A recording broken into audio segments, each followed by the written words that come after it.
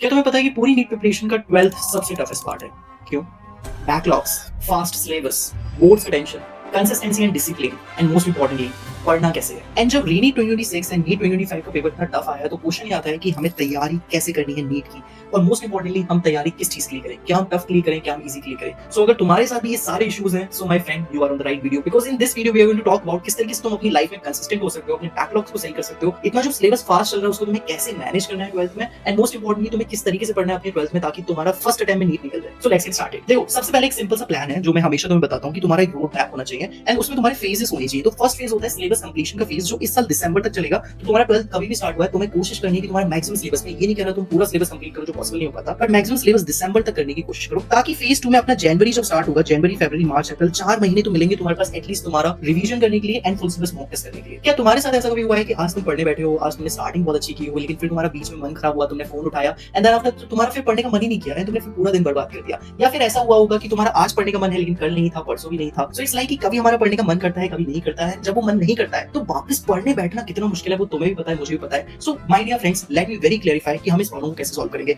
हम सब में से देखा जाए पढ़ने का मन किसी का नहीं करता, लाइक हमारा मूड लो होता है और हमारी कंसिस्टेंसी इस वजह से बन नहीं पाती। सो सबसे पहले चीज जो तुम्हें ध्यान रखनी है जिससे तुम अपनी कंसिस्टेंसी को इंप्रूव करोगे, and that is the face of method. Face of method में क्या होता है, तुम अपने आप को आईने में देखो। First of all look at yourself. Basically ये तुम्हारा प्रेजेंट सेल्फ है। क्या तुम अपने प्रेजेंट सेल्फ से खुश हो? क्या तुम आज जितनी पढ़ाई कर रहे हो तुम उससे खुश हो? क्या तुम्हारे जो सिटिंग आवर्स है तुम उससे खुश हो? तुम्हारे मॉक टेस्ट से क्या तुम खुश हो? ये क्वेश्चन तुम्हें खुद से पूछना है, और तुम्हें वो देखना है कि तुम क्या बनना चाहते हो, तुम कितनी घंटे की सिटिंग आवर्स चाहते हो, तुम अपना मॉक टेस्ट में कितना स्कोर लाना चाहते हो। तुम्हें ये चीज इमेजिन करनी है, and my dear friend this is your turning point, क्योंकि तुम्हें समझना पड़ेगा कि तुम जो अभी हो, अगर तुम वैसे ही बने रहे तो तुम नीट में भी अच्छा नहीं कर पाओगे, अपनी लाइफ में भी अच्छा नहीं कर पाओगे, तुम अपनी लाइफ की किसी भी सिचुएशन को इंप्रूव नहीं कर पाओगे। सो माय डियर फ्रेंड, सबसे पहले तो तुम्हें ये चीज डिसाइड करनी कि yes I want to change myself. मैं अभी जो हूं मैं उससे खुश नहीं हूं, मुझे बदलना है। This is your turning point, this is your trigger. Now after the trigger एक और चीज मैं तुम्हें बताता हूं जो साइंटिफिकली बहुत इंटरेस्टिंग है, and that is the dopamine detox. हम सभी इतना ज्यादा डोपामिन हिट्स लेते हैं रील्स के थ्रू, यूट्यूब शॉर्ट्स के थ्रू, गेमिंग के through. Basically we are just surrounded by inputs. हमारे पास इतने सारे सॉन्ग्स के थ्रू, बेसिकली तुम बिलीव नहीं करोगे, बट क्वेश्चन ये है कि इसी वजह से हमारा पढ़ने में मन नहीं लगता। क्यों? Let me tell you. देखो, जो पढ़ाई है, फॉर एग्जांपल जो स्टडिंग होती है, वो एक लो डोपामिन एक्टिविटी है, उसमें डोपामिन उतना ज्यादा निकल नहीं रहा। लेकिन सपोज दैट कोई बंदा 1 घंटे पढ़ता है, ठीक है, फिर वो सिर्फ आधे घंटे भी फोन चलाता है, रील्स देखता है, या फिर गेम्स खेलता है,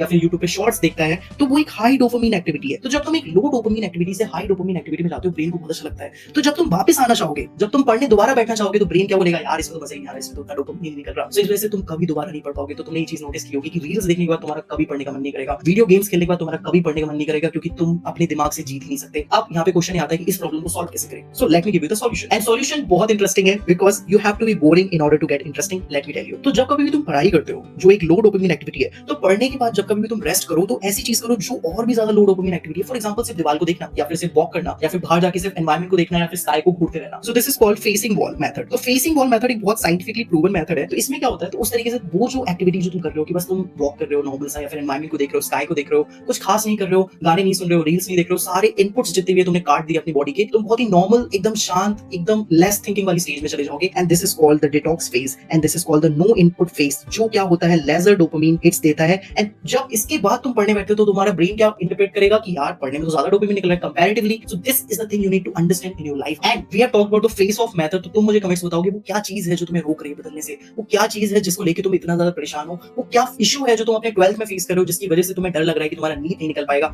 आज एंड अभी तुम उस डर को कमेंट्स में निकाल के जाओ। नाउ कंसिस्टेंसी इंप्रूव करने का जो तीसरा and one of the most effective method है, that is the mentor method. Let me explain. First of all, अगर तुम्हारे पास किसी भी काम करने के लिए क्लैरिटी है, सो तुम उस काम को और ज्यादा एफिशिएंटली कर लोगे। अगर तुम्हें पता है कि तुम्हें आज क्या करना है, इस हफ्ते तुम्हें क्या करना है, इस महीने तुम्हें क्या करना है, इस साल तुम्हें क्या करना है, सो तुम्हें क्लैरिटी है, एंड जब हमारे दिमाग में क्लैरिटी होती है तो हम और ज्यादा एफिशिएंटली काम कर पाते हैं, एंड इसी चीज से आती है कंसिस्टेंसी, वो डिसिप्लिन आ पाता है। लेकिन बहुत से बच्चों को ये क्लैरिटी नहीं मिल पाती, उनको ये भी नहीं पता होता कि मेरे को कल क्या करना है, मेरे को ये भी नहीं पता कि मेरे को रिवीजन कैसे करना है, मुझे कब मॉक टेस्ट देना है, उन्हें ये तक नहीं पता कि उनको एनसीईआरटी में कब क्या कैसे पढ़ना है, एनसीईआरटी को किस तरीके से अच्छे से पढ़ा जाता है। So I have been doing the mentorship for the last 4 years of my life, and मैंने ये चीज देखी है, मैंने लोगों की बच्चों की लाइफ बदलते हुए देखी है, and I am begging you to change your life as well. Find yourself a good mentor. वो तुम्हारे टीचर भी हो सकते हैं, तुम्हारा बिग ब्रदर भी हो सकता है, कोई भी हो सकता है basically. And if you don't find the mentor, you can always go to toppers mentorship programme, जो हम पिछले 4 सालों से रन कर रहे हैं, एंड हमने थाउजेंड्स ऑफ स्टूडेंट को गाइड किया है। And this is not a group mentorship की जिसमें तुम्हें 100 बच्चों को बैठा के मैंने कुछ बोल दिया कि हाँ ये पढ़ लो। No no no, it is not like that. So this is basically a 1-to-1 person mentorship, जहां पे तुम्हारा एक पर्सन मेंटर होता है, वो भी एक ऑल इंडिया रैंक मेंटर होता है है, जो एम्स दिल्ली में बैठा हुआ है, जो इसने रिसेंटली नीट निकाला है, वो तुम्हें पर्सनल एक रोड मैप बनाता है, तुम्हारा एक रूटीन बनाता है, तुम्हारा एक टाइम टेबल बनाता है। जब तुम्हारी नीट की प्रिपरेशन में इतनी क्लैरिटी होगी ना, तब जाके तुम एक अच्छी कॉलेज के लिए डिजर्व करते हो। एंड लिटरली अभी वो पल है कि तुम अपने ऊपर इन्वेस्ट करो। एंड वन मोर थिंग, यहाँ पे डेली ट्रैकर शीट होती है हर बच्चे की, जो वो रेगुलरली फिल करता है। एंड तुम अपने मेंटर से कभी भी कैसे भी कनेक्ट कर सकते हो, चाहे व्हाट्सएप कॉल्स के थ्रू या फिर चैट्स के थ्रू या फिर वीडियो कॉल्स के through. And we have a big surprise for you, that is कि जो टॉपर्स क्लब की टेस्ट सीरीज थी, जो कोई भी मेंटरशिप लेगा, चाहे वो 3 मंथ्स की मेंटरशिप हो, 6 मंथ की मेंटरशिप हो या फिर अप टू नीट 2027 की मेंटरशिप हो, देन तुम्हें टॉपर्स क्लब की जो टेस्ट सीरीज है जिसका वर्थ 4000 रुपीस है, वो तुम्हें फ्री ऑफ कॉस्ट मिलेगी। Yes it is true, but this is a limited program, सो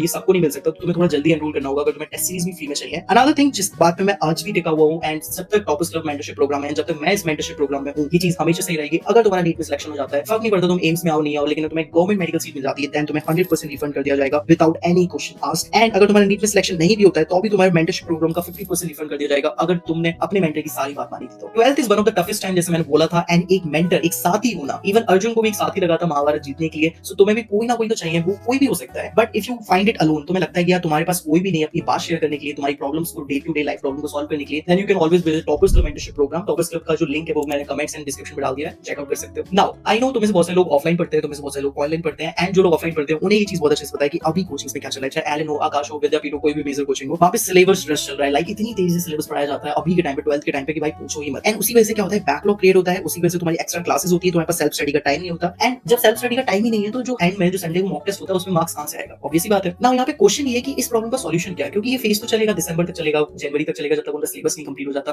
तो तब तक कि हम सेल्फ स्टडी नहीं करें, बस क्लासेस ही करते रहे। नो, इसका सॉल्यूशन है एक रूटीन। यस, तो तुम्हारा रूटीन में क्या करना है, तुम्हें अपनी स्लीप साइकिल को फिक्स करना है। जब तुम्हारी स्लीप साइकिल फिक्स होती है ना, तुम्हारा माइंड थोड़ा एक्टिव होता है, एंड जब माइंड एक्टिव होता है ना, तब तुम एफिशिएंटली काम कर पाते हो। तुम्हें अपनी ईटिंग साइकिल्स को भी फिक्स करना है, तुम्हें पता होना चाहिए तुम लंच इसी टाइम पे करते हो। तुम्हारी बॉडी को तुम्हें फिक्स करना है, तुम्हारी फिजियोलॉजी को तुम्हें फिक्स करना है। तो with a fix sleep, with a fixed eating cycle, we will divide the day in 3 study times. And 3 study time क्या है? एक होता है लेक्चर टाइम, जिसमें तुम्हारे ऑफलाइन लेक्चर्स हो सकते हैं, ऑनलाइन लेक्चर्स हो सकते हैं, जो तुम लेते हो, ठीक है, जिसमें तुम्हें बस कोशिश ये करनी है कि जो कुछ भी पढ़ाया जा रहा है तुम उसे मैक्सिमम अंडरस्टैंड करने की कोशिश करो। मैं ये नहीं कह रहा कि तुम 100% क्लास में ही सीख लोगे, बट कोशिश करो डाउट्स पूछो ऑनलाइन ऑफलाइन में, या फिर जो कुछ भी क्लैरिफाई करना है वो उसी समय करो। ये मत सोचो कि मैं घर जाके किताब खोल के इसको समझने की कोशिश करूंगा। लेक्चर के टाइम पर अपना 100% फोकस दो, ताकि तुम अपना बाकी टाइम बचा पाओ। नाउ सेकंड स्टडी टाइम होता है तुम्हारा सेल्फ स्टडी टाइम। जो कुछ भी अभी चल रहा है, जो कुछ भी करंट में चल रहा है, उस पर तुम फोकस करो। अगर इलेक्ट्रोस्टैटिक्स चल रहा है, बेसिकली अगर इवोल्यूशन चल रहा है, तो जो भी टॉपिक्स अभी चल रहे हैं तुम्हें उसमें फोकस करना है, उसके रिलेटेड क्वेश्चन प्रैक्टिस करनी है, अपने नोट्स को पढ़ना है। वो कैसे करना है, अप्रोच क्या होगा 12th में, वो भी मैं तुम्हें बताऊंगा इसी वीडियो में। एंड तीसरा टाइम होता है बैकलॉग टाइम। ऐसा एक भी दिन नहीं जाता था मेरी 12th क्लास में जब मैंने अपना 11th का बैकलॉग नहीं किया हो। एंड इसी वजह से मेरी 11th कभी छूटी ही नहीं, एंड इसी वजह से मैं 11th के साथ हमेशा कांटेक्ट में रहा। 11th मेरा हमेशा रिवाइज रहा, क्योंकि मैं रोज 11th पढ़ता था यार। भले मैं 1 घंटा पढ़ूं, लेकिन मेरा फिक्स था कि भाई 11th का बैकलॉग है मेरा, मुझे पता है मैं रोज दूंगा। 1 घंटा ही दूं, 2 घंटा दूं, 3 घंटा दूं, बट मैं रोज दूंगा। This is what consistency brings you, this is what consistency brings me all India rank 5। And believe me my friend, आज के टाइम पे consistency is one of the biggest thing. And consistency के मैंने तुम्हें 3 methods बताए हैं, वो तुम ध्यान रखना। ओके, नाउ आप में से बहुत सारे लोग सोचेंगे कि भैया बोर्ड्स भी आ रहा है, उसका कैसे करें? देखो मैं तुम्हें बता देता हूं, बिल्कुल तुम्हारा जो भी चैप्टर कंप्लीट हो रहा है, फॉर एग्जांपल आज इलेक्ट्रोस्टैटिक्स कंप्लीट हुआ, तो तुम अपने 4 या 5 साल के सीबीएसई के या फिर अपने बोर्ड्स के पेपर देखो कि उसमें क्या आया है, क्या डेरिवेशन पूछा गया है, किस फॉर्मूले से उन्होंने क्वेश्चन पूछे गए, क्या पूछा है। अगर तुम्हारे पास इतना भी टाइम नहीं है कि तुम चैप्टर वाइज देख सको, तो एग्जाम के तुम 10-15 दिन पहले भी बैठोगे ना, तो भी तुम कर लोगे आराम से। मतलब एग्जाम तुम्हारा जब फरवरी या फिर मार्च में होगा ना, उसके 10-15 दिन पहले भी तुम अगर अपने 5 साल के प्रीवियस ईयर क्वेश्चन को कर लोगे ना, 109% हो जाएगा। आराम से सोचोगे प्रैक्टिकल्स, यार प्रैक्टिकल्स मत लिखो यार, उसको लिखने में टाइम वेस्ट मत करना, किसी को दे देना लिखने के लिए, मतलब छोटे भाई बहनों से लिखवा लेना। मतलब you have to utilise your time. And believe me my friends, मैं इतने लोगों से मिला हूं ना, बोर्ड्स के रिजल्ट से कुछ भी नहीं होता। लाइक उनके मार्क्स तुम्हारे 80% है, 90% है, 99% है, कुछ फर्क नहीं पड़ता आज के टाइम पे। आज के इंडिया में तो बिल्कुल भी फर्क नहीं पड़ता है। फर्क इस बात से पड़ता है कि तुम्हारी नीट में कितनी रैंक आई। देखो 12th में हमारे पास टाइम बहुत कम होता है, बहुत सारी चीजें एक साथ चल रही होती है। 12th का सिलेबस चल रहा होता है, बैकलॉग चल रहा होता है, मॉक टेस्ट का भी प्रेशर होता है, और मोस्ट इंपोर्टेंटली हमें डर लगा रहता है बिकॉज नीट बहुत करीब आता जाता है। तो हमें अप्रोच चेंज करना है, हमें ऐसा पैटर्न फॉलो करना है कि हम कम टाइम में ज्यादा काम कर सकें। वो कैसे, मैं तुम्हें बताता हूँ। बायोलॉजी को पढ़ने का तरीका क्या है? तुम्हारा ये होना चाहिए कि बायोलॉजी को तुमसे मॉर्निंग में पढ़ो, या फिर एक पर्टिकुलर 3 से 4 घंटे के ड्यूरेशन में पढ़ो। मैं सिर्फ बायोलॉजी को मॉर्निंग में पढ़ता था, 3 घंटे में पूरे दिन भर बायोलॉजी पढ़ता ही नहीं था, क्योंकि मुझे पता था मैं बायोलॉजी की एनसीईआरटी रोज पढ़ता था। 2 घंटे बायोलॉजी की एनसीईआरटी पढ़ूंगा, 1 घंटे क्वेश्चन प्रैक्टिस करूंगा, दैट्स इट। कुछ भी नहीं करना है। तुम अपनी बायोलॉजी के लेक्चर्स वगैरह जल्दी से कंप्लीट कर लो, ताकि तुम सिर्फ बायोलॉजी की एनसीईआरटी पढ़ो, क्वेश्चन प्रैक्टिस करो, एनसीईआरटी पढ़ो, क्वेश्चन प्रैक्टिस करो, दैट्स इट। सो इसे मॉर्निंग में पढ़ो। एंड मोस्ट इंपोर्टेंटली तुम एक्टिव रिकॉल वाला यूज करो। एक्टिव रिकॉल क्या होता है? फॉर एग्जांपल अभी तुम्हें कोई भी टॉपिक रिवाइज करना है बायोलॉजी का, तो तुम क्या करोगे? जैसे फॉर एग्जांपल मुझे ये जानना है स्पर्मेटोजेनेसिस, मुझे रिवाइज करना है, तो मैं स्पर्मेटोजेनेसिस बुक खोलूंगा 12th की, और उसको पढ़ने लगूंगा कि हां पहले प्राइमरी स्पर्मेटोसाइट होता है, फिर सेकेंडरी, फिर स्पर्मेटोगोनिया होता है, स्पर्मियोजेनेसिस क्या होता है, पूरी प्रोसेस को स्पर्मेटोजेनेसिस बोलते हैं। तो ये this is called passive reading. लेकिन जब तुम क्या करते हो, उसको ढक लेते हो। यस कि हां मेरे को स्पर्मेटोजेनेसिस पढ़ना है, फिर तुम सोच रहे हो कि हां स्पर्मेटोजेनेसिस में क्या था, पहला क्या बनता है, फिर दूसरा क्या बनता है, फिर तीसरा क्या बनता है, माइटोसिस कौन-कौन से है, मियोसिस कौन सा स्टेप है, कौन सा प्रोफेज है। तो this is what called active recall. And तुम्हें एक्टिव रिकॉल का फायदा उठाना है। एक्टिव रिकॉल में तुम बुक को बंद करते हो और सोचते हो कि तुम्हें क्या याद है उस टॉपिक। मैं मानता हूं एक्टिव रिकॉल टफ है, तुम्हें हो सकता है सिर्फ 30% याद रहे उस टॉपिक का, या फिर 20% याद रहे, लेकिन ये किसी को अगर 15 बार रिवाइज करना पड़ रहा है ना, कोई कोई टॉपिक याद करने के लिए तो तुम्हें सिर्फ 6 बार रिवाइज करना पड़ेगा। And this is scientifically proven technique. मैं यहाँ पे तुम्हें रिसर्च पेपर्स भी दिखा दूंगा जो जिसने एक्टिव रिकॉल्स को बेसिकली साइंटिफिकली प्रूवन बताया है। And it's a genuinely very high toppers technique जो टॉपर्स यूज करते हैं, इसलिए तुम बोलते हो कि यार उनको ज्यादा याद रहता है, उनका रिटेंशन बहुत हाई है। तो इससे तुम्हारा रिटेंशन बहुत हाई हो जाएगा एंड तुम्हें रीडिंग्स कम करनी पड़ेगी। बाकी तुम क्या कर सकते हो, टॉपर्स क्लब के ऐप में जाके क्वेश्चन प्रैक्टिस कर सकते हो। तुम्हें जो भी चैप्टर रिवाइज करना है तो उसके क्वेश्चन सेलेक्ट करो एंड तुम वो कर सकते हो। ये तुम्हारे वीक चैप्टर्स को भी याद रखेगा, तो तुम्हें वीक चैप्टर्स को भी रिवाइज करना होगा तो तुम उसके क्लिक करके उसके क्वेश्चन प्रैक्टिस कर सकते हो, जिससे तुम्हारा वीक चैप्टर स्ट्रांग कैटेगरी में आ जाएगा। Now coming to the very interesting subject that is chemistry. तो केमिस्ट्री मैं तुम्हें बता देता हूँ, ये जो है फिजिकल केमिस्ट्री वो भी रीनीट की, जरा एक बार देखो, बहुत ध्यान से देखना। 1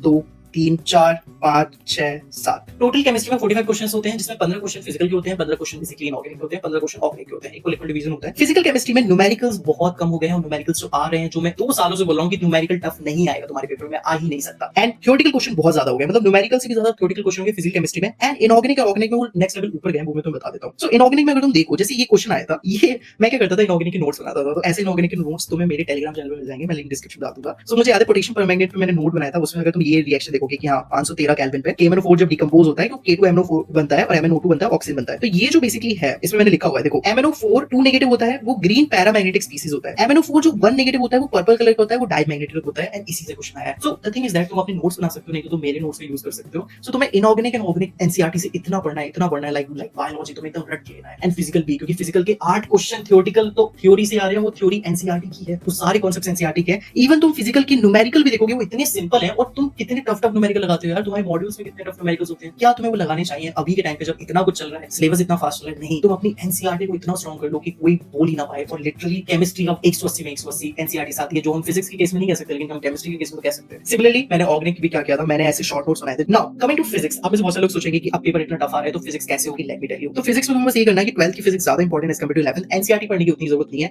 तुम्हें अपने लेक्चर को, जब भी तुम कोई भी लेक्चर देखो, फॉर एग्जांपल अगर तुम अल्टरनेटिंग करंट तुम्हारा चल रहा है, तो अल्टरनेटिंग करंट के अगर 8 लेक्चर्स हैं, तो हर लेक्चर के बाद उस टॉपिक में जो पढ़ाया है, वो जो टॉपिक कवर किया है उस लेक्चर का, उसके क्वेश्चन प्रैक्टिस करो, प्लीज प्रैक्टिस करो क्वेश्चन। अदरवाइज तुम सोच रहे हो कि मैं पूरा चैप्टर जब कंप्लीट हो जाएगा तब मैं क्वेश्चन प्रैक्टिस करूंगा, नहीं, this is your biggest mistake. तुम्हें टाइम ही नहीं मिलेगा, फिर अगला चैप्टर स्टार्ट हो जाएगा और तुम्हें वो क्वेश्चंस भी नहीं बन पाएंगे, तुम्हारे न्यूमेरिकल्स नहीं बन पाएंगे। तो हर टॉपिक के बाद क्वेश्चन प्रैक्टिस करो। जब पूरा चैप्टर कंप्लीट हो जाए तब जाके तुम किसी भी ऐप से लगा सकते हो, टॉपर्स क्लब की ऐप से लगा सकते हो, अपनी बुक से लगा सकते हो, मॉड्यूल से लगा सकते हो, फिर एक साथ कंबाइन प्रैक्टिस करो। मोस्ट इंपॉर्टेंटली मैं क्या करता था ना, फिजिक्स क्या है, बहुत ज्यादा वॉलेटाइल सब्जेक्ट है, हम उसके न्यूमेरिकल्स लगाते हैं, हमें आज तो बन रहे होते हैं, लेकिन एक हफ्ते बाद कोई सेम फॉर्मूले से पूछ ले तो हमें नहीं बनेगा। सो दैट इज व्हाई मैं वीकली फेस ऑफ करता था। उसमें मैं क्या करता था, हर हफ्ते जो भी आज पढ़ाया गया मैं आज उसके नोट्स पढ़ता था। तो मैं याद है संडे रूल मैंने तुम्हें बताया था, तो मैंने तुम्हें बताया था कि संडे को अपने आप को काम मत दो, संडे को बस तुम्हारा जो कोचिंग में टेस्ट होगा वो दो, पर संडे को काम मत दो। संडे को तुम एक्स्ट्रा बैकलॉग कर सकते हो, तो संडे को तुम एक्स्ट्रा क्वेश्चन प्रैक्टिस कर सकते हो, संडे को जितना भी कुछ उस हफ्ते में पढ़ाया गया वो कर सकते हो। सो तुम्हें स्मार्ट बनना होगा। अगर तुम अपने डिसीजन स्मार्टली नहीं ले रहे हो at this point of your time, my dear friends, it's not going to work out. तुम्हें अगर सच में एम्स पहुंचना है या फिर तुम्हें एक अच्छे मेडिकल कॉलेज पहुंचना है, तो तुम्हें अपना दिमाग यूज करना पड़ेगा। एंड मैं तुम्हें वो सिखा रहा हूं कि तुम्हें क्या करना है। कुछ क्वेश्चंस मैंने रीनीड्स उठाए। ये क्वेश्चन तुम्हें दिखने में बड़ा लग सकता है, लेकिन ये क्वेश्चन बहुत सिंपल फॉर्मुला बेस्ड है। ये क्वेश्चन भी दिखने में बहुत बड़ा लगेगा, लेकिन जब तुम इसको सॉल्व करोगे, इसको पढ़ोगे, तो क्वेश्चन दिखने में बहुत बड़े बड़े लग रहे थे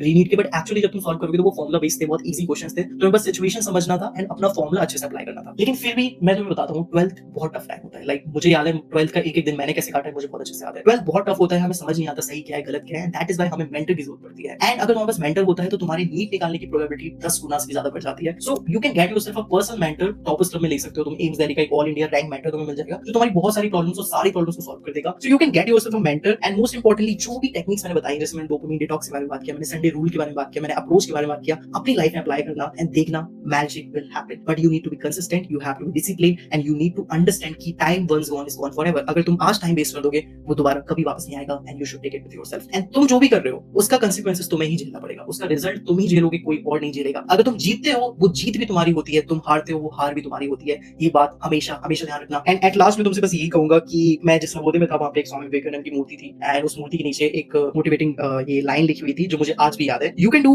anything and everything and that's it. तुम्हारी जो भी प्रॉब्लम है तुम सॉल्व कर सकते हो, ऐसी कोई प्रॉब्लम नहीं जिसे तुम सॉल्व नहीं कर सकते। सो get yourself a smile and comment down the problem जो तुम्हें रोक रही है, ऐसी चीज जिससे तुम्हें डर लग रहा है, तो उसे कमेंट्स करो, मैं उसको डेफिनेटली पढ़ूंगा and we will have a great beginning. हम एक नई शुरुआत करते हैं एंड मुझे यकीन है अभी जितना टाइम बचा है ना नीट में, तुम कर लोगे। मुझे तुम पे भरोसा है, मुझे अपने आप पे भरोसा है, तुम कर लोगे। Thank you so much guys and हम मिलते हैं नेक्स्ट वीडियो में। जब तक के लिए गुड बाय।